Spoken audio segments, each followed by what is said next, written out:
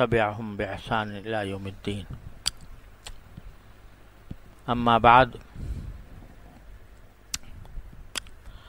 رسول کریم سرورت عالم صلی اللہ علیہ وسلم نے جو دعائیں تلقین فرمائی ہیں خود بھی کی ہیں اور خود اپنے عمل سے ان کی ایک طرح سے ترغیب بھی دی ہے. ان میں سے ایک دعا ہے جس کا بیان پچھلے مجلس میں شروع کیا تھا. اس میں دعا یہ فرمائی سرکار دو عالم صلی اللہ علیہ وسلم نے، اللہم انی اسألک من خشیتک ما تحول به بیننا و بین معاصیک، کہ اللہ میں آپ کی خشیت میں سے اتنا حصہ مانگتا ہوں جو میرے اور گناہ کے درمیان رکاوٹ بن جائے، حائل ہو جائے. یعنی اللہ جل جلالہ کی جو عظمت شان ہے، جو اس کا کبریائی ہے، اس کا جو جلال ہے، اگر اس کا تصور کر کے حقیقی خوف انسان کرے تو وہ انسان کی تو برداشت سے باہر ہے. جب سرکار دو عالم صلی اللہ علیہ وسلم کی جب اللہ جل جلالہ کی تجلی اس کو انسان برداشت نہیں کر سکتا، پہاڑ برداشت نہیں کر سکتا. جب حضرت موسیٰ علیہ السلام نے فرمائش کی کہ مجھے زیارت کرا دیجئے اپنی، تو اللہ تبارک و تعالی نے فرما دیا کہ تم مجھے دیکھ سکتے نہیں، اور اس کا مشاہدہ اس طرح کرا دیا کہ ذرا یہ پہاڑ ہے، اس کو دیکھنا، اس پر ہم اپنی تجلی ڈالیں گے، اگر وہ اپنی جگہ پر ثابت رہ گیا پھر استقر مکانہ فسوف ترانی، تو تم مجھے دیکھ سکتے ہو، دیکھو گے. لیکن قرآن کریم فرماتا ہے فلما تجلی ربہ للجبل جعلہ دکا، جب باری تعالیٰ نے اپنی تجلی ڈالی پہاڑ کے اوپر، پہاڑ پر تجلی ڈالی، اور یہ تجلی بھی کس قسم کی ہوگی اللہ تعالیٰ بہتر جانتے ہیں، تو جعلہ دکا، پہاڑ کو ریزہ ریزہ کر دیا. وخر موسیٰ صاعقہ، موسیٰ علیہ السلام بے ہوش ہو کر گر پڑے. خود موسیٰ علیہ السلام پر نہیں ہوئی تھی تجلی، پہاڑ پر ہوئی تھی. پہاڑ گر پڑا، ریزہ ریزہ ہو گیا، اور موسیٰ علیہ السلام صرف پہاڑ کے نظارے کو دیکھ کر بے ہوش ہو کے گر گئے. تو جب تجلی ہو بغیر جلال کے، وہ تجلی کوئی جلال کے ساتھ تو نہیں تھی، وہ تو جمالی کے ساتھ تھی. جب بغیر جلال کے تجلی ہو تو وہ انسان برداشت نہیں کر سکتا، انسان کیا پہاڑ برداشت نہیں کر سکتا. تو اگر تجلی ہو جلال کی اعوذ باللہ، تو پھر انسان کیسے برداشت کر پائے گا؟ لہذا مطلب یہ ہوا کہ آپ کی خشیت کی جو حقیقت ہے، یعنی خوف کی جو حقیقت ہے، وہ تو ہماری برداشت سے باہر ہے، تحمل سے باہر ہے. لیکن اتنا خوف ہمیں عطا فرما دیجئے کہ جو ہمیں ہمارے اور گناہوں کے درمیان حائل ہو جایا کرے، کہ جب کسی گناہ کا موقع آئے یا گناہ کا داعیہ پیدا ہو، گناہ کرنے کو دل چاہے، تو آپ کا خوف اتنا آ جائے ہمیں کہ جو ہمیں اس گناہ سے روک دے. اسألک خشیتک من خشیتک ما تحول به بیننا و بین معاصیک، خشیت تو اتنی عطا فرما دیجیے، اس سے زیادہ کام میں ہمیں تحمل نہیں. اللہ تعالیٰ اپنے رحمت سے ہم سب کو عطا فرما دے.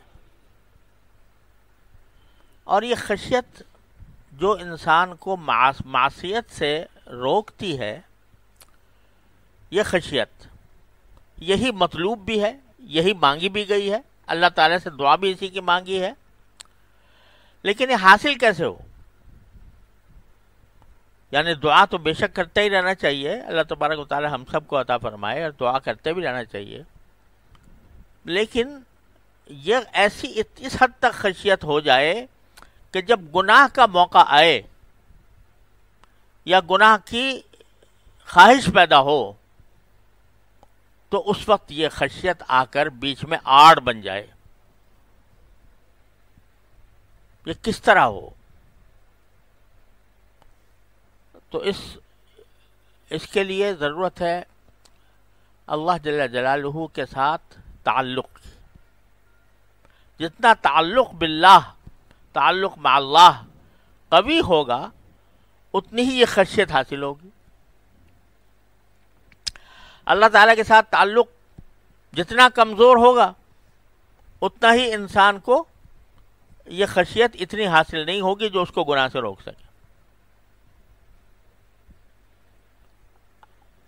وجہ اس کی یہ ہے کہ دل میں باری تعالیٰ کے ساتھ تعلق ابھی تک جمع ہوا نہیں ہے، مضبوط نہیں ہے.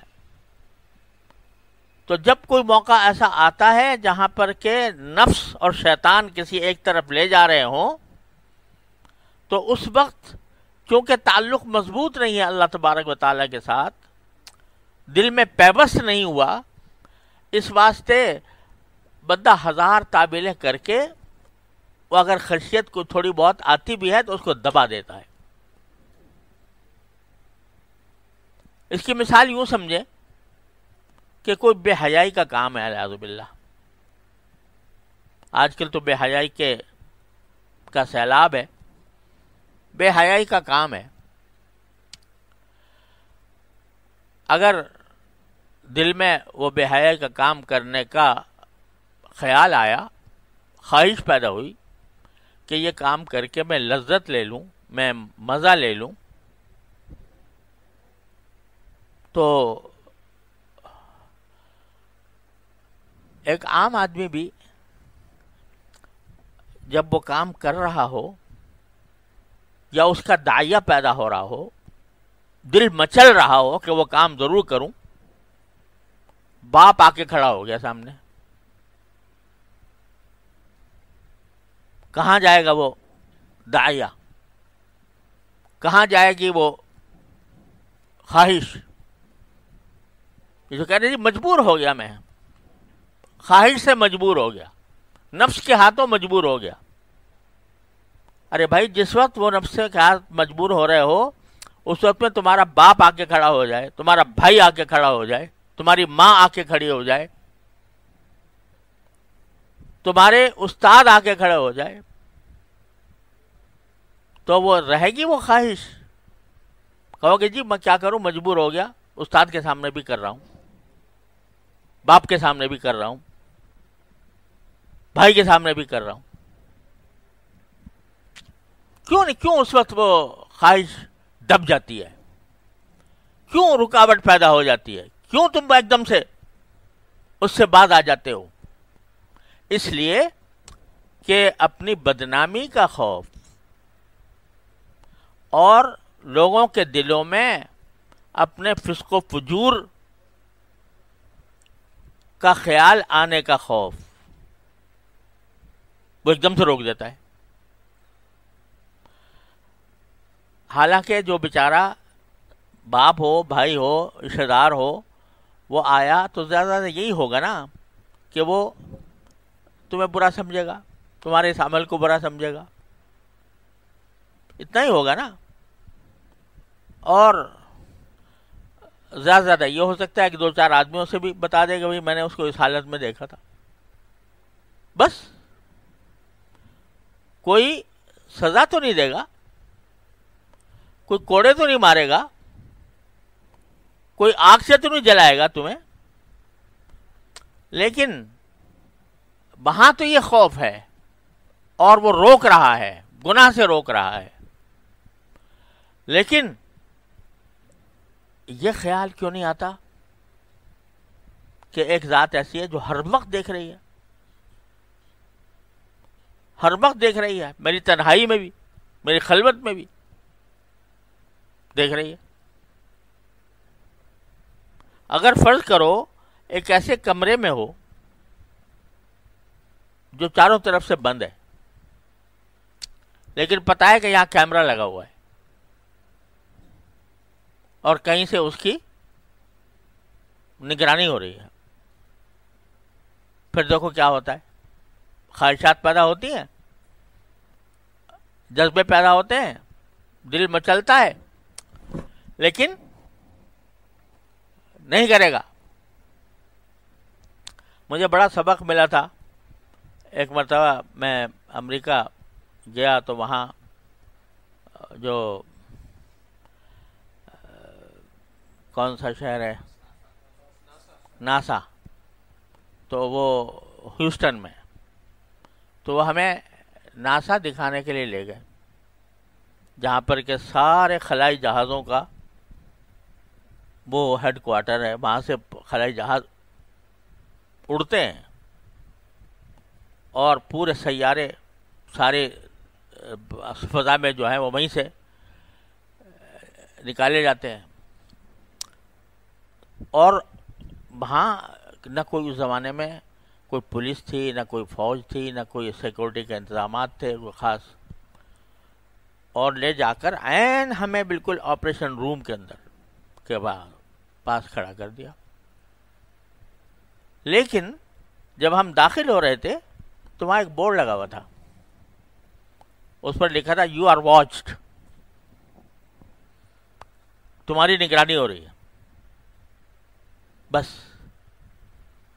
تو اب جب آدمی وہ بورڈ پڑھتا کہ تمہاری نگرانی ہو رہی ہے تو ٹھٹک کے رہ جاتا تھا، ایک دم سے اس کے جو بدن کی حرکات ہیں وہ ایک دم سے سیدھی سادھی ہو جاتی تھی، بھائی کوئی اور گڑبڑ نہ ہو جائے کہیں۔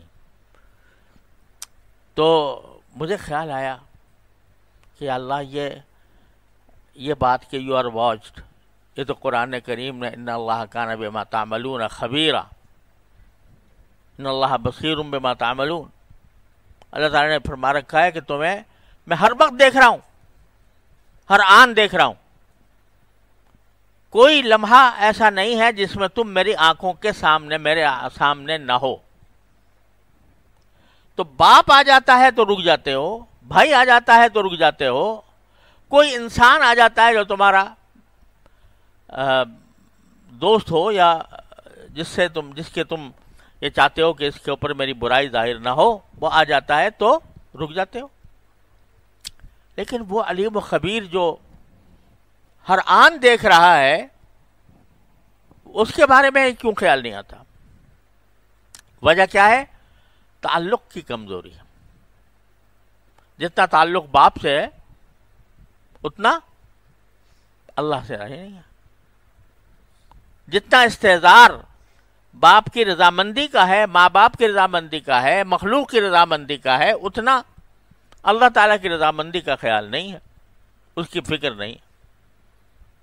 یہ وجہ ہے جس کی وجہ سے باوجود اس کے کہ آدمی ایمان رکھتا ہے، یقین رکھتا ہے کہ اللہ تعالیٰ مجھے دیکھ رہا ہے، اور اس بات کا ایمان رکھنے کے باوجود وقت پر یہ خوف اس کو گناہ سے نہیں بچاتا۔ تو یہ در حقیقت اس وجہ سے ہے کہ تعلق مع اللہ میں کمی ہے۔ اللہ تعالیٰ کے ساتھ تعلق مضبوط ہوا تو آپ ایسا لگے گا کہ میں ہر وقت باری تعالیٰ کے سامنے ہوں، اور یہی معنی ہے ان تعبد اللہ کأنک تراہ فإن لم تکن تراہ فإنہ یراک۔ اللہ کی عبادت اس طرح کرو جیسے کہ تم اسے دیکھ رہے ہو، اور اگر تم اسے نہیں دیکھ رہے تو کم از کم یہ تصور تو باندھو کہ وہ تمہیں دیکھ رہا ہے۔ نماز پڑھو تو یہ تصور ہونا چاہیے، گھر میں تنہا ہو تو یہ تصور ہونا چاہیے کسی کے ساتھ معاملہ کر رہے ہو تو یہ تصور ہونا چاہیے، عزیزوں رشتہ داروں کے ساتھ، دوست احباب کے ساتھ، گھر والوں کے ساتھ جب معاملہ ہو رہا ہے، سب میں یہ تصور ہونا چاہیے کہ میری نگرانی ہو رہی ہے، مجھے دیکھا جا رہا ہے۔ یہ ہے وہ خشیت جو گناہ سے روکے، نسلک من خشیتک ما تحول به بیننا و بین معاصی۔ اب یہ تعلق مع اللہ پیدا کیسے ہو؟ جو اس چیز کو آدمی اپنی زندگی کا محور بنا لے تو وہ ہوتا ہے اہل اللہ کی صحبت سے حاصل ہوتا ہے، اللہ والوں کی صحبت سے اللہ تبارک و تعالیٰ کے ساتھ تعلق بھی بڑھتا ہے، اور اس کے بعد وہ خشیت بھی پیدا ہوتی ہے جو انسان کو گناہوں سے روکے۔ بھائیوں، بار بار یہ میں اس لیے عرض کرتا ہوں کہ ہمارا زمانہ جو ہے نا وہ بہت ہی آزمائش کا زمانہ ہے، زبردست آزمائش کا زمانہ ہے۔ شیطان کے ہر کارے پھیلے ہوئے ہیں معاشرے کے اندر، گناہوں کے اسباب چھائے ہوئے ہیں، اور کوئی آدمی گناہوں کے ان اسباب کی شرارت سے خالی نہیں۔ لیکن اس صورتحال میں اگر کوئی چیز بچا سکتی ہے بندے کو تو وہ خشیت اللہ ہے اور تعلق مع اللہ، اللہ تعالیٰ کے ساتھ تعلق۔ اللہ تعالیٰ ہم سب کو عطا فرما دے اپنے رحمت سے، اسی لیے مانگ رہے ہیں سرکار دو عالم صلی اللہ۔ بھائی اگر حاصل ہے سبحان اللہ، بہت اچھی بات ہے، شکر ادا کرو۔ بھائی فلاں موقع پر مجھے ایک موقع آیا تھا گناہ کرنے کا، لیکن اللہ تعالیٰ نے مجھے بچا لیا، الحمدللہ، اللہم لک الحمد و لک الشکر۔ اگر یہ خشیت حاصل ہے جو گناہ سے بچا سکتی ہو، ورنہ پھر تیار ہو جاؤ کہ ٹھیک ہے جی، جہنم کفا بجہنم سعیرا، دوزخ تو ہے تیار بیٹھی ہوئی۔ قرآن نے کہہ رکھا ہے کہ لَأَمْلَأَنَّ جَهَنَّمَ مِنَ الْجِنَّةِ وَالنَّاسِ أَجْمَعِينَ، دوزخ میں نے بنائی اس لیے کہ سارے جنات اور سارے انسانوں کو اس میں بھر کے رہوں گا، انسانوں سے اور جنات سے اس کو بھروں گا، لیکن حق القول منی، لیکن حق القول منی لَأَمْلَأَنَّ جَهَنَّمَ مِنَ الْجِنَّةِ وَالنَّاسِ أَجْمَعِينَ وَلَوْ شِئْنَا لَآتَيْنَا كُلَّ نَفْسٍ هُدَاهَا۔ اگر ہم چاہتے تو ہر انسان کو کان پکڑ کے سیدھے راستے پر لے آتے، لیکن دنیا ہم نے آزمائش کے لیے بنائی ہے، تمہیں خیر و شر دونوں کے مواقع عطا کیے ہیں، دونوں کی استطاعت بخشی ہے، دونوں کی طاقت بخشی ہے، یہی دنیا تمہارے لیے دارالامتحان ہے، یہ دارالامتحان ہے تمہیں، جس میں اس امتحان کے حالت سے نکل کے جانا ہے جہاں فیصلے ہونے ہیں تمہارے امتحان کی کامیابی اور ناکامی کے۔ تو یہاں تمہیں امتحان کے لیے بھیجا ہے۔ اگر ہم چاہتے سب کو، ہر ایک کو کہہ دیتے کہ بھائی تو مجبور ہے، تو نیکی کرے گا، برائی نہیں کرے گا۔ اگر ایسا ہوتا ہے تو تجھ میں اور فرشتے میں کیا فرق؟ فرشتے کو ہم نے صلاحیت ہی نہیں دی گناہ کرنے کی، طاقت ہی نہیں دی، وہ کر ہی نہیں سکتا۔ تجھے اے اشرف المخلوقات ہم نے اس لیے پیدا کیا تاکہ تیرے اندر یہ دونوں صلاحیتیں ہوں، فَأَلْهَمَهَا فُجُورَهَا وَتَقْوَاهَا، دونوں چیزیں تجھے دیں، پھر تو ہمارے ڈر سے، فجور سے بچے اور نیکی کی طرف جائے، تو پھر تو فرشتوں سے بھی آگے نکل جائے گا، فرشتوں سے بھی آگے نکل جائے گا۔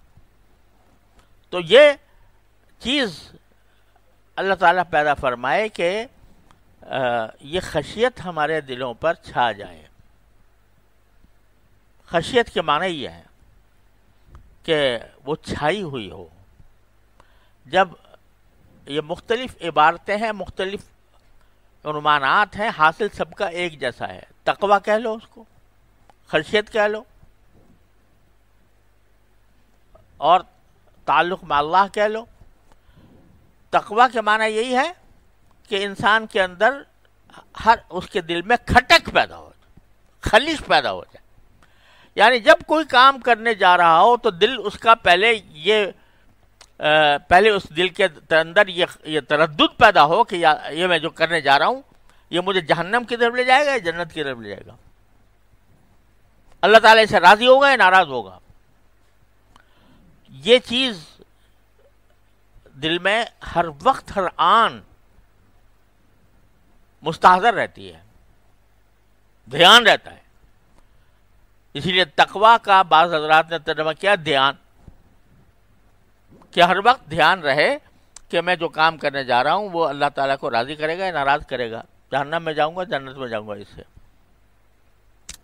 یہ دھیان ہی تقویٰ کہلاتا ہے، یہی خشیت کہلاتی ہے، اور یہی تعلق مع اللہ کا نتیجہ ہوتا ہے. تو اس لیے سب سے حضور اقدس صلی اللہ علیہ وسلم نے یہ دعا ہم سے منگوائی، اے اللہ یہ مانگو، اے اللہ مجھے اتنی خشیت دے دیجئے جو مجھے اور میرے گناہوں کے درمیان حائل ہو جائے. اس میں ایک بات اور عرض کر دوں، وہ یہ کہ معصیتیں بھی تو اللہ تعالیٰ نے پیدا کی ہے نا، پیدا کرنے والے تو وہی ہے نا، خالق خیر بھی ہے خالق شر بھی ہے. تو یہ معصیتیں اس لیے پیدا کی گئی ہیں، ان کے خواہشات اس لیے پیدا کی گئی ہیں کہ ان خواہشات کو بندہ کچلے. یہ کچلنے کے لیے پیدا کی گئی، پیدا ہی اس لیے کی گئی ہیں کہ بندہ ان کو کچلے، اور جوں کچلے گا اتنا ہی پھر قرب حاصل ہوگا باری تعالیٰ کا.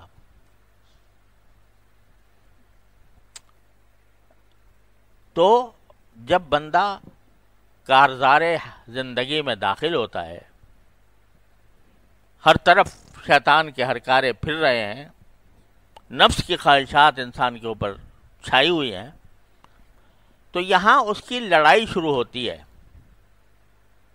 ایک معرکہ ہے، لڑائی شروع ہوتی ہے نفس کے اور شیطان سے، کہ نفس اور شیطان آ کے بہکاتا ہے، یہ کر لو مزہ آ جائے گا، یہ کر لو فائدہ پہنچ جائے گا، پیسے زیادہ ہو جائیں گے، رشوت لے لو پیسے زیادہ ہو جائیں گے، تم آخر بھی بچوں کا بھی حق ہے تمہارے اوپر، ان کو بھوکا نہ مارو، رشوت لے کے کام چلاؤ. تو یہ تقاضے پیدا کرتا ہے کون؟ شیطان اور نفس انسانی، دونوں مل کے. اب اگر انسان غافل ہے، بالکل غفلت کی زندگی گزار رہا ہے، تو پھر اس صورت میں وہ بہتا چلا جاتا ہے، فکر ہی نہیں، پرواہ ہی نہیں کہ شیطان کا بہکاوا ہے، یہ نفس مجھے کہاں لے جا رہا ہے، اس کا خیال ہی نہیں آتا. نہ جنت کا خیال آوے نہ جہنم کا، اللہ بچائے. چاہے زبان سے کہتا ہوں کہ میں مومن ہوں، زبان سے کہتا ہوں میں مسلمان ہوں، لیکن دھیان نہیں ہے، غفلت میں بہا چلا جا رہا ہے. لیکن جب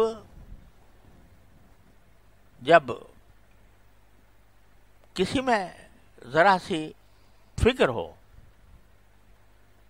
کہ بھئی یہ دنیا امتحان کی جگہ ہے، اپنی ہر خواہش پوری کرنے کی جگہ نہیں ہے، جہاں ہر قسم کی خواہش پوری ہوگی وہ اور مقام ہے جنت کا، وہاں کوئی خواہش رد نہیں ہوگی. لیکن یہاں یہ دنیا ہے، یہاں پر ہر خواہش پر عمل کرنا یہ ایک مومن کا کام نہیں ہے. تو وہ جب نکلا بازار میں، صبح کو اٹھ کے کارزار زندگی میں داخل ہوا، تو اب کہیں سے کوئی گناہ کا تقاضا آ رہا ہے، کہیں سے شیطان بہکا رہا ہے، کہیں سے نفس بہکا رہا ہے. شروع میں یہ قصد کر کے نکلا تھا کہ بھائی بچوں گا، مثلا صبح کو ارادہ کر کے نکلا بچوں کا گناہوں سے، لیکن آ گئے خواہشات، آ گئے تقاضے گناہ کے، تو اس وقت میں لڑائی شروع ہوئی، معرکہ پہلا شروع ہو گیا. اور لڑائی کا نتیجہ یہ ہوتا ہے شروع میں کہ کبھی ہم نے شیطان کو اور نفس کو ڈھا دیا، کبھی نفس نے ہمیں ڈھا دیا. جب آدمی مشق کے لیے چلتا ہے اگر کوئی آدمی فرض کرو لڑائی کی مشق کر رہا ہے، اسلحہ چلانے کی مشق کر رہا ہے، تو کبھی نشانہ سیدھا لگ جائے گا، کبھی ٹیڑھا ہو جائے گا. کشتی کی مشق ہو رہی ہے تو جس سے مشق کر رہے ہیں کبھی وہ ڈھا دے گا، کبھی تم ڈھا دو گے. اسی طرح جب نفس اور شیطان کی لڑائی شروع ہوتی ہے معرکہ حیات میں، تو شروع میں بعض اوقات یوں محسوس ہوتا ہے کہ مجھے کچھ بھی فائدہ نہیں ہوا، اس واسطے کہ میں فلاں جگہ پھسل گیا، میں فلاں جگہ پھسل گیا. لیکن اس سے مایوس نہ ہونا چاہیے، اس سے مایوس نہ ہونا چاہیے، بلکہ کیا ہوگا کہ شروع میں اگر تم نے ہمت نہ ہاری، لگے رہے، تو شروع میں بے شک کبھی تمہیں شکست ہو جائے گی، کبھی اس کو شکست ہو جائے گی. یہ بھی ذرا مطالعہ کر لیا کرو، اس کا بھی محاسبہ کر لیا کرو کہ کبھی میں نے بھی فتح پائی کہ نہیں پائی. سمجھے آپ؟ یا وہی غالب رہا ہمیشہ. اس کا مراقبہ کر کے بھی دیکھو کہ میں نے بھی فتح پائی کبھی کہ نہیں پائی. اگر بالکل نہیں پائی فتح اور اسی کا وار چلتا رہا، تو اس کے معنی یہ کہ تم نے کوشش کر کے قدم نہیں بڑھایا، قدم بڑھایا ہی نہیں. اگر قدم بڑھاتے تو چلو ایک مرتبہ تم نے فتح پا، تم نے اس کو ڈھا دیا، 2 مرتبہ اس نے ڈھا دیا، لیکن پھر تیسری مرتبہ تم ڈھاؤ گے، پھر ایک مرتبہ وہ ڈھا رہا ہے، ایک مرتبہ تم ڈھا رہے ہو، 2 مرتبہ وہ ڈھا رہا ہے. آگے جا کے ترتیب بدل جائے گی انشاءاللہ کہ 2 مرتبہ تم ڈھاؤ گے اور 1 مرتبہ وہ ڈھائے گا، اور یہاں تک کہ ایک وقت ایسا آ جائے گا کہ بس تم ڈھاؤ گے انشاءاللہ. لہذا بیچ میں جو یہ زمانہ آ رہا ہے نا لڑائی کی مشق کا، اس سے مایوس نہ ہونا، اس سے مایوس ہونے کے بجائے اس کو عزم کو تازہ کرو کہ ٹھیک ہے بھائی آج ڈھا دیا اسے مجھے، لیکن 2 مرتبہ میں بھی تو ڈھا چکا ہوں، اور یا اللہ جس طرح آپ نے مجھے وہاں فتح عطا فرمائی، مجھے آئندہ بھی فتح عطا فرما دے. تو اس طرح کیا ہوگا کہ انشاءاللہ رفتہ کر کے آدمی انشاءاللہ محفوظ ہو جائے گا، اللہ تعالیٰ کی طرف سے محفوظ ہو جائے گا. والذین جاہدوا فینا لنہدینہم سبلنا. اسی کا نام ہے جہاد نفس، کہ یہ جہاد ہے جو ہمارے راستے میں یہ جہاد کرتا ہے، نفس کے ساتھ جہاد کرتا ہے. جہاد کی کیا معنی؟ جہاد میں کیا ہوتا ہے؟ کبھی تم نے مار دیا، کبھی اس نے مار دیا. یہ جہاد جب کرو گے، جہاد زندگی میں جب یہ کام کر لو گے، تو آخر میں لنہدینہم سبلنا، لام تاکید بانون تاکید ثقیلہ، ہم ضرور بالضرور اس کو اپنے راستے، ہمارے راستے پر پہنچا دیں گے. یہ بھی نہیں ہے کہ دکھا دیں گے، پہنچا دیں گے وہاں پر. لیکن تھوڑا سا جہاد تو کرو، تھوڑا سا جہاد کرو. اور وہ جہاد یہی ہے کہ دل میں ایک کھٹک پیدا کر لو، دل میں ایک پہلے عزم کر لو، ارادہ کر لو پکا، اور اس کے بعد دل میں کھٹک پیدا کر لو کہ بھئی یہ کام میں صحیح کر رہا ہوں، یہ غلط کر رہا ہوں، اور کوشش اپنی پوری کر لو. جب اللہ تبارک و تعالیٰ پھر شروع میں توفیق دیں گے گناہ سے بچنے کی، تو پھر اس میں مزید انشاءاللہ قوت پیدا ہوگی. یہ اللہ تعالیٰ کی سنت ہے کہ جب بندہ کوئی نیک کام کرنے جاتا ہے، کر لیتا ہے اپنے اوپر زبردستی کر کے،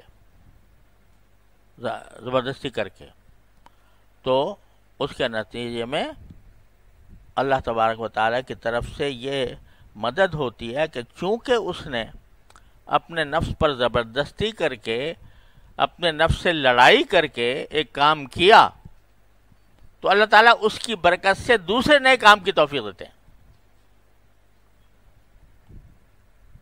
قرآن شریف میں فرمایا یہودیوں کے بارے میں کہ وَلَوْنَهُمْ فَعَلُوا مَا يُوعَظُونَ بِهِ لَكَانَ خَيْرًا لَهُمْ وَأَشَدَّ تَثْبِيتًا،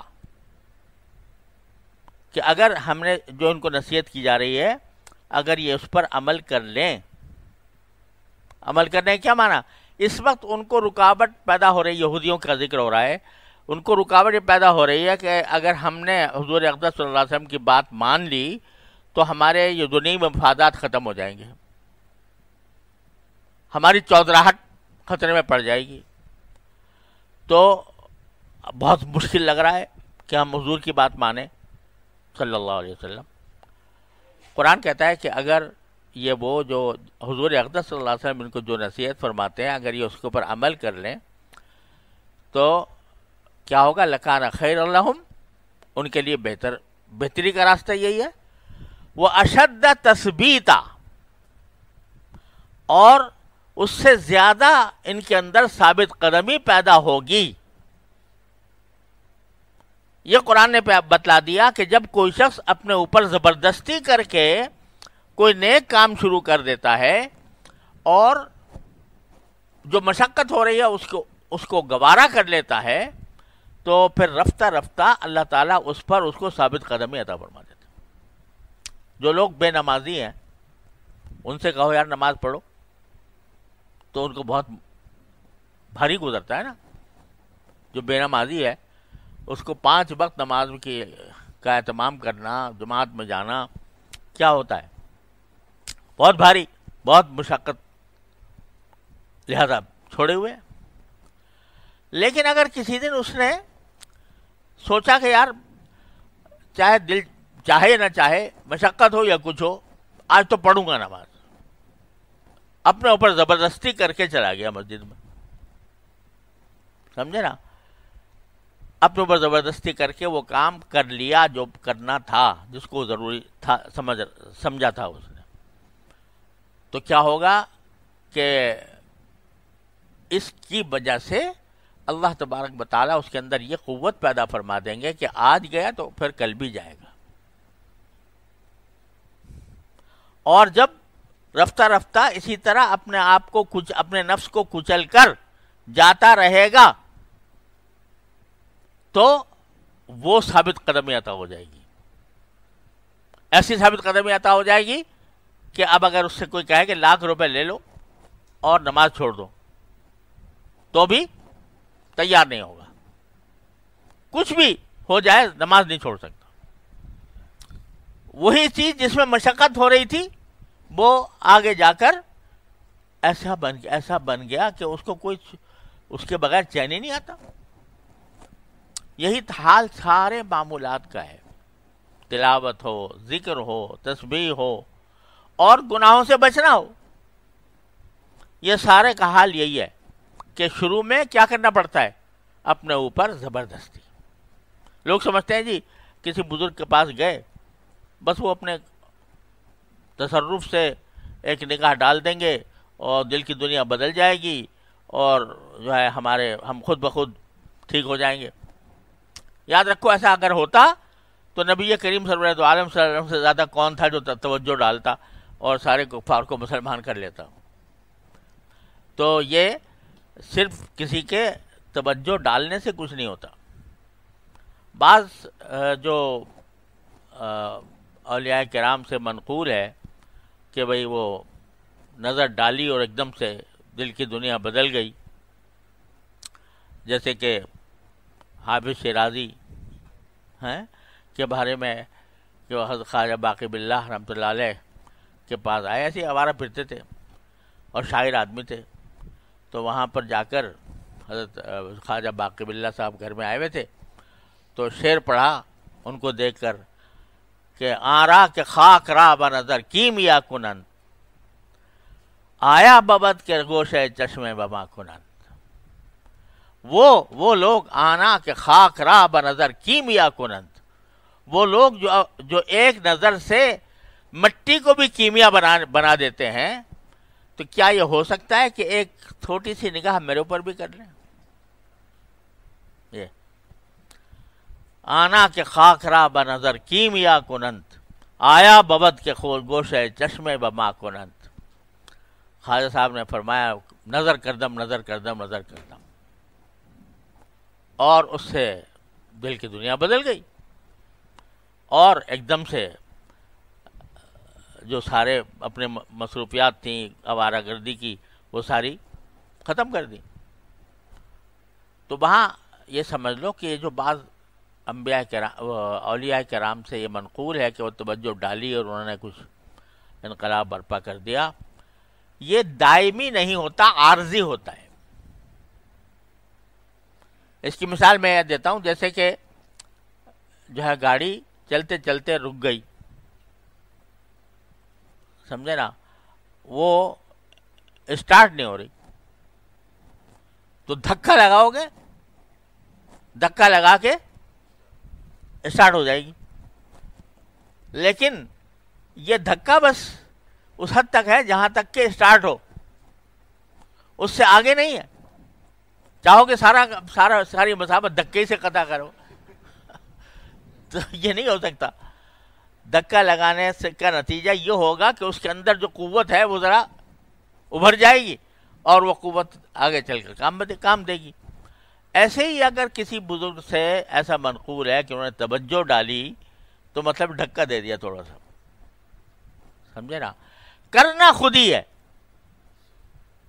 کرنا جو کچھ ہے وہ خود ہی ہے۔ ہاں، جو کسی کی صحبت میں، بزرگ کی صحبت میں جانے سے یہ ہوتا ہے کہ وہ زاویہ نگاہ میں کچھ تبدیلی پیدا کر دیتا ہے، کچھ باتیں دل میں بٹھا دیتا ہے، تو باتیں جب دل میں بیٹھ جاتی ہیں تو پھر اللہ تعالیٰ کی طرف سے توفیق مل جاتی۔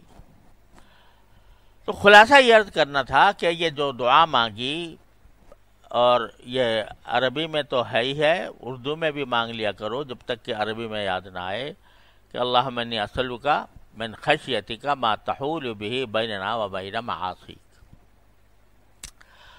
اسی دعا میں دوسرا حصہ ہے ومن طاعتک ما تبلغنا بہ جنتک۔ خشیت تو اتنی چاہیے کہ آپ کی معصیت اور گناہ سے رکے رہیں، اتنی خشیت ہو جائے کہ غیبت کے پاس نہ جائیں، جھوٹ کے پاس نہ جائیں، کسی کی توہین نہ کریں، کسی کا کوئی ایذا نہ پہنچائیں، اور گناہ کے کام نہ کریں۔ وَمِن طَاعَتِكَ مَا تُبَلِّغُنَا بِهِ جَنَّتَكَ، اور آپ کی طاعت بھی چاہیے، ہمارے آپ کی توفیق کے بغیر ہم آپ کی طاعت بجا نہیں لا سکتے، تو اے اللہ ہمیں اپنی طاعت بھی عطا فرما دیجیے۔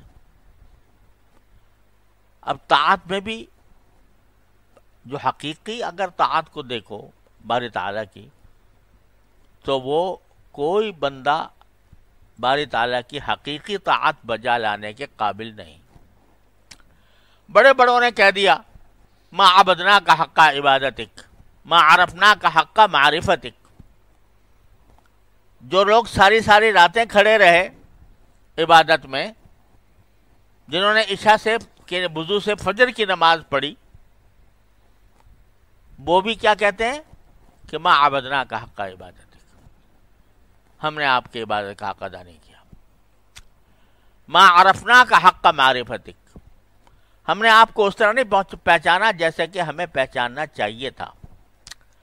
تو طاعت کا جو اعلیٰ ترین مرتبہ ہے وہ تو ہم اس کے اہل بھی نہیں ہیں، اور اتنا ہمارے تحمل سے بھی باہر ہے۔ ہماری ہر سانس جو آ رہا ہے تو اس سانس کا ہی بدلے میں ایک طاعت اگر کر لی جائے تو وہ بھی کافی نہیں. وہ بھی ساری زندگی کے سانس کے ہر سانس کے بدلے میں ایک طاعت ہو, صرف سانس کے, وہ بھی نہیں ہو سکتا. تو کہاں تک ہم آپ کی طاعت پوری تو کر نہیں سکتے, لیکن اتنی طاعت کی توفیق دے دیجئے ما تبلغنا بہ جنتک, جس کے ذریعے آپ ہمیں اپنی جنت تک پہنچا دیں. اتنی طاعت دے دیجئے. حقیقی طاعت تو ساری زندگی سجدے میں پڑے رہیں, سوائے آپ کے ذکر کے کچھ اور کام نہ کریں, تو بھی حق ادا نہیں ہو سکتا. لیکن اتنی طاعت عطا فرما دیجئے جو ہمیں جنت تک پہنچا دے.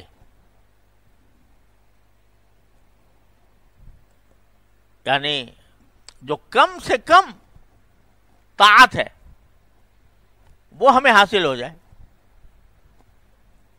تو وہ جنت تک پہنچا دے گی. اب یہاں ذرا یہ بات سمجھنے کی ہے کہ طاعت کو بعد میں ذکر کیا ہے اور خشیت کو پہلے ذکر کیا ہے. یعنی پہلے یہ مانگا کہ اللہ مجھے گناہوں سے بچائیے, پھر یہ مانگا کہ مجھے طاعت عطا فرمائیے. کیوں؟ وجہ یہ ہے کہ اگر فرض کرو ایک آدمی ہے, وہ صبح سے شام تک عبادت کرتا ہے, طاعت بجا لاتا ہے, یعنی عبادتیں کرتا ہے, نماز پڑھتا ہے, روزے رکھتا ہے, قرآن پڑھتا ہے, تسبیحات پڑھتا ہے, لیکن کوئی گناہ بھی کرتا ہے ساتھ میں, غیبت کرتا ہے, جھوٹ بولتا ہے, مبالغہ کرتا ہے, بلا تحقیق باتیں پھیلاتا ہے, بد نظری کرتا ہے, تو عبادت بھی وہ خوب کر رہا ہے اور ساتھ میں گناہ بھی کر رہا ہے. تو کیا ہوگا؟ آخرکار اس کو باوجود ان ساری عبادتوں کے اس گناہ کی وجہ سے جہنم میں جانا پڑے گا, سیدھا جنت میں نہیں جا سکتا, کیونکہ گناہ بیچ میں حائل ہیں. تو جب تک گناہ کی سزا نہ ملے اس وقت تک وہ جنت میں جا نہیں سکتا. باوجود ہے کہ بے انتہا عبادت کر رہا تھا, نفلیں پڑھ رہا تھا, سجدے کر رہا تھا, دعائیں کر رہا تھا, ذکر کر رہا تھا, تلاوت کر رہا تھا, اس کے باوجود کیونکہ نگاہ قابو میں نہیں رکھی تھی, زبان قابو میں نہیں رکھی تھی, تو نتیجہ یہ کہ اپنے گناہ پہلے کی سزا پہلے بھگتے گا, پھر جنت میں جائے گا. اس کے برعکس ایک آدمی لے لو کہ جس نے کوئی نفلیں نہیں پڑھی, نفلیں نہیں پڑھتا تھا, لیکن جو فرائض ہیں اور واجبات ہیں وہ ادا کرتا تھا بس. نہ تہجد پڑھی کبھی, نہ اشراق کبھی پڑھی, نہ ابابین کبھی پڑھی, بس فرائض واجبات کو ادا کرتا, لیکن گناہ سے بچتا, گناہ کوئی نہ کیا, تو سیدھا جنت میں, باوجود ہے کہ نوافل نہیں پڑھے, نفلی عبادتیں نہیں کی, لیکن چونکہ گناہ نہیں کیا تھا لہذا سیدھا جائے گا. معلوم کیا ہوا؟ معلوم یہ ہوا کہ جنت تک پہنچنے کے لیے طاعت جتنی ضرورت طاعت کی ہے وہ کم ہے بنسبت گناہ سے بچنے کے, اس کی ضرورت زیادہ ہے, بچنے کی ضرورت زیادہ ہے. لہذا پہلے وہ مانگا اسألک خشیتک, اسألک نسألک من خشیتک ما تحول به, اور دوسری جگہ فرمایا نسألک خشیتک فی الغیب والشہادہ, کہ ہم آپ سے خشیت مانگتے ہیں غیر موجودگی کی حالت میں بھی اور موجودگی کی حالت میں بھی، یعنی چاہے لوگ سامنے موجود ہوں چاہے نہ ہوں. بعض اوقات آدمی گناہ سے اس لیے بچ رہا ہے کہ سامنے لوگ ہیں تو کیا کہیں گے، یہ کیسا مولوی ہے ایسی گناہ کرتا ہے، اور تنہائی میں جا کے اس کو کوئی پرواہ نہیں ہوتی.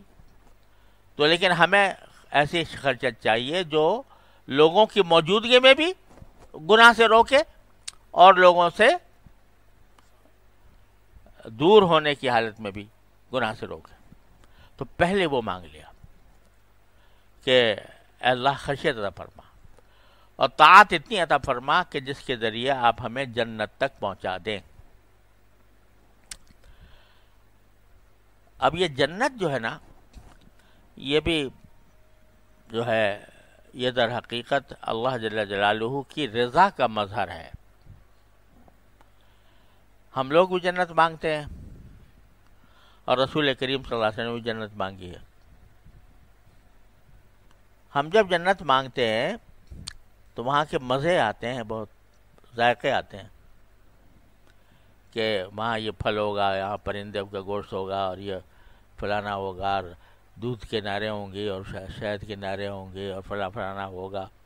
تو اس کے مزے کا تصور کر کے، چٹخارے کا تصور کر کے جنت مانگتے ہیں. اور دوسرے نبی کریم صلی اللہ علیہ وسلم بھی مانگتے ہیں. آپ جو مانگ رہے ہیں وہ اس وجہ سے کہ جنت جو ہے وہ باری تعالیٰ کی رضا کا مظہر ہے. اصل مقصود جو ہے باری تعالیٰ کی رضا ہے. وہ اگر دال روٹی میں عطا فرما دے تو دال روٹی نعمت، اور اگر وہ مرغ اور پلاؤ میں اور بریانی میں دے دے تو وہ نعمت. ہم اس کو بھی احتیاط کے ساتھ مانگیں گے. یہ بات بزرگوں سے منقول ہے کہ ان کو جب مرنے کے وقت میں جنت ان کو پیش کی گئی، جنت کے مناظر دکھائے گئے تو منہ موڑ لیا اور کہا کہ ان کان منزلتی فی الحب عندکم ما قد رأیت فقد ضیعت ایامی. یہ شعر پڑھا کہ اگر میں آپ کی جو میرے دل میں محبت تھی وہ اگر اس کا درجہ یہ تھا، یہ جنت، یہ نہریں، یہ باغات، یہ تھا، اگر یہ تھا میری محبت کا مقام آپ کے نظر میں، تو میں نے اپنی زندگی ضائع کر دی، منہ پھیر لیا. لیکن رسول کریم صلی اللہ علیہ وسلم کیا فرماتے ہیں؟ انا نسألک الجنہ ونعیمہا. اللہ ہمیں جنت بھی چاہیے، اس کی نعمتیں بھی چاہیے. تو وہ جو حالت تھی نا ان کی، وہ ہم سے تو خیر بلند تھی، لیکن ان کا مقصد یہ تھا کہ مجھے مزے کی خاطر میں نے عبادت نہیں کی، میں نے عبادت اس لیے کی کہ آپ راضی ہو جائیں. اور سرکار دو عالم صلی اللہ علیہ وسلم نے اس لیے مانگی کہ وہ جب رضا کی حالت میں مجھے یہ عطا فرما رہے ہیں تو میں استغنا کروں، میں بنیادی ظاہر کروں. جب وہ اپنی رضا کے عالم میں ایک نعمت عطا فرما رہے ہیں تو میں کہوں جی مجھے اس نعمت کی ضرورت نہیں ہے. العیاذ باللہ، یہ بندگی کا تقاضا نہیں. بندگی کا اعلیٰ مقام یہ ہے کہ ہاں یا اللہ ہم آپ سے جنت مانگتے ہیں. اس لیے مانگتے ہیں کہ وہ آپ کی رضا کا مظہر ہے. جنت میں وہی جائے گا جس سے باری تعالیٰ راضی ہوں گے. بغیر رضا کے جنت نہیں ہوتی. لہذا اصل مقصود رضا ہے، رضا باری تعالیٰ. جنت چونکہ اس کا مظہر ہے لہذا ہمیں جنت بھی چاہیے. تقب من طاعتک ما تبلغنا به جنت، ہمیں طاعت اتنی عطا فرمائیے کہ جس کے ذریعے آپ جنت تک ہم کو پہنچا دیں.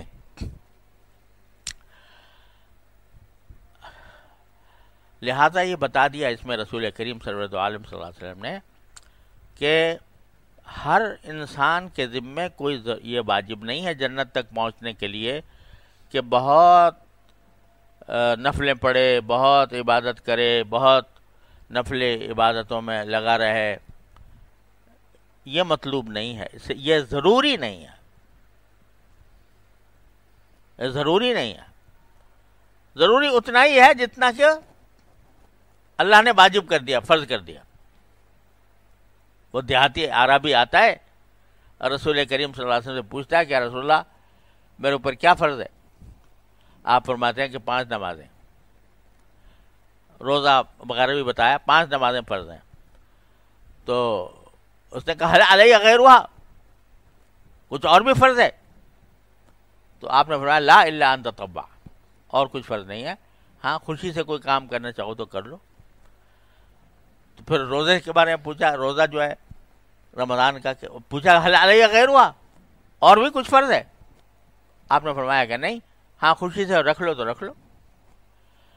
اسی طرح چاروں ارکان بیان فرمائے تو اس عرابی نے صاف صاف کہہ دیا یا اللہ بس جو آپ نے بتا دیا ہے، یا رسول اللہ جو کچھ آپ نے بتا دیا ہے، نہ اس پر زیادتی کروں گا نہ کمی کروں گا،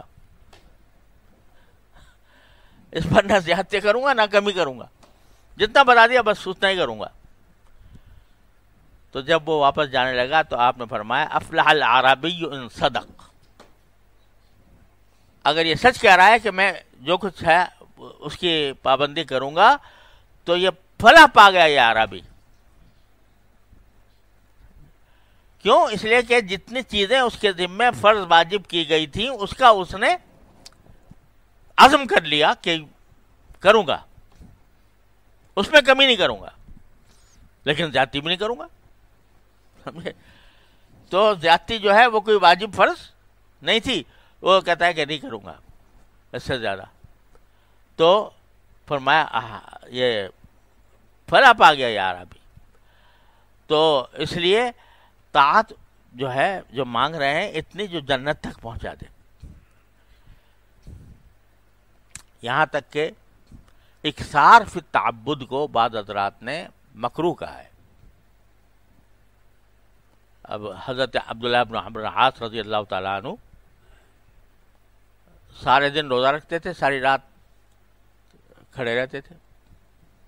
سرکار دو عالم صلی اللہ علیہ وسلم کو اطلاع ہوئی تو آپ نے بلایا اور بلا کر کہا کہ مجھے پتہ چلا ہے کہ تم سارے دن روزے رکھتے ہو سارے ایام میں اور ساری رات کھڑے رہتے ہو۔ انہوں نے کہا ہاں یا رسول اللہ، اور یہ ہم آپ کے برابر تو ہے نہیں کہ آپ کو تو اللہ تعالیٰ نے مقام بخشا ہے کہ آگے پیچھے سارے گناہ بھی معاف ہیں، ہم اس جگہ پہنچ نہیں سکتے، لہذا ہم یہ کرتے ہیں۔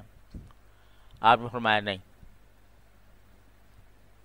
غلط بات ہے، مسلسل روزے رکھنا اور ساری رات جاگنا یہ کوئی اچھی بات نہیں ہے۔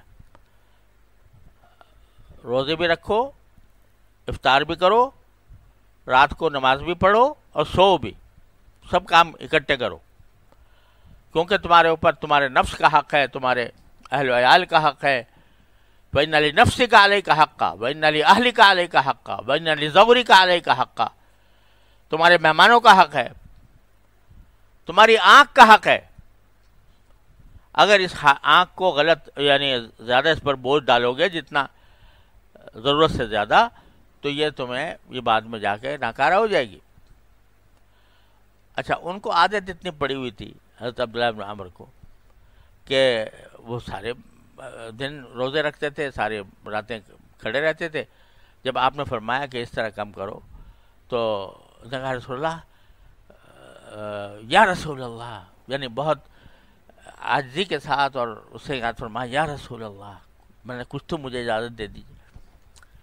تو کتنا کہ آپ نے فرمایا سم ثلاث ایام فی الشہر، مہینے میں 3 روزے رکھ لیا کرو۔ یا رسول اللہ کچھ بڑھا دیجئے، صرف 3 نہیں بات۔ اور آپ نے فرمایا اچھا 10 رکھ لیا کرو، فرمایا یا رسول اللہ۔ پھر آخر کار جب بہت زیادہ انہوں نے اصرار کیا تو رسول کریم صلی اللہ علیہ وسلم نے فرمایا کہ اچھا 1 دن روزہ رکھو، 1 دن افطار کرو۔ یہ داؤد علیہ السلام جس طرح کرتے، صوم داؤدی۔ یا رسول اللہ مجھے اور دے دیں، اجازت دے دیجیے۔ اب نے اس کے بعد کوئی فضیلت نہیں، اس کے بعد کوئی اجازت نہیں۔ جب بوڑھے ہو گئے عبداللہ بن عمرو العاص رضی اللہ تعالیٰ عنہ تو فرمانے لگے کہ رسول کریم صلی اللہ علیہ وسلم نے تو میرے لیے آسانی پیدا فرمائی تھی، یہ کہا تھا کہ بھائی 3 روزے رکھ لیا کرو مہینے میں، اور میں نے خود اپنے اوپر بوجھ ڈالا.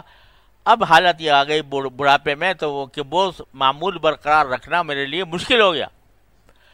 تو میں اگر حضور صلی اللہ علیہ وسلم کی دی ہوئی رخصت کو قبول کر لیتا تو آج مجھے حسرت نہ ہوتی، آج مجھے حسرت ہو رہی. تو سرکار دو عالم صلی اللہ علیہ وسلم نے بہت زیادہ اپنے آپ کو عبادت میں اتنا لگا لینا کہ دوسرے حقوق پامال ہو جائیں اس سے روکا، ان کو روکا، اور ابو الدرداء رضی اللہ تعالیٰ عنہ کو بھی اسی طریقے سے روکا، اور متعدد صحابہ کرام کو. تو اصل بات یہ کہ آدمی یہ دیکھے کہ اس وقت مجھ سے کیا مطالبہ ہے اللہ تبارک و تعالیٰ، اس مطالبے کو پورا کرے، اس وقت مطالبے کو پورا کرے. تو بس یہ شریعت ہے اور یہی جنت کا راستہ ہے. تو من طاعتک ما تبلغنا بہ، جنت تک کے معنی یہ ہے کہ یا اللہ جس وقت مجھ سے آپ کا جو مطالبہ ہو اے اللہ اس کی توفیق عطا فرما دیجئے جو مجھے جنت تک پہنچا دے. تو 2 جملوں میں سلبی اور ایجابی دونوں پہلو اللہ نبی کریم صلی اللہ علیہ وسلم نے جمع فرما دیے. خوف اتنا اور طاعت اتنی. خوف اتنا جو گناہوں سے روک دے، اور طاعت اتنی جو جنت تک پہنچا دے. اللہ تعالیٰ اپنے رحمت سے، اپنے فضل و کرم سے ہم سب کو یہ دونوں چیزیں عطا فرما دے. وصلی اللہ تعالیٰ علی خیر خلقہ.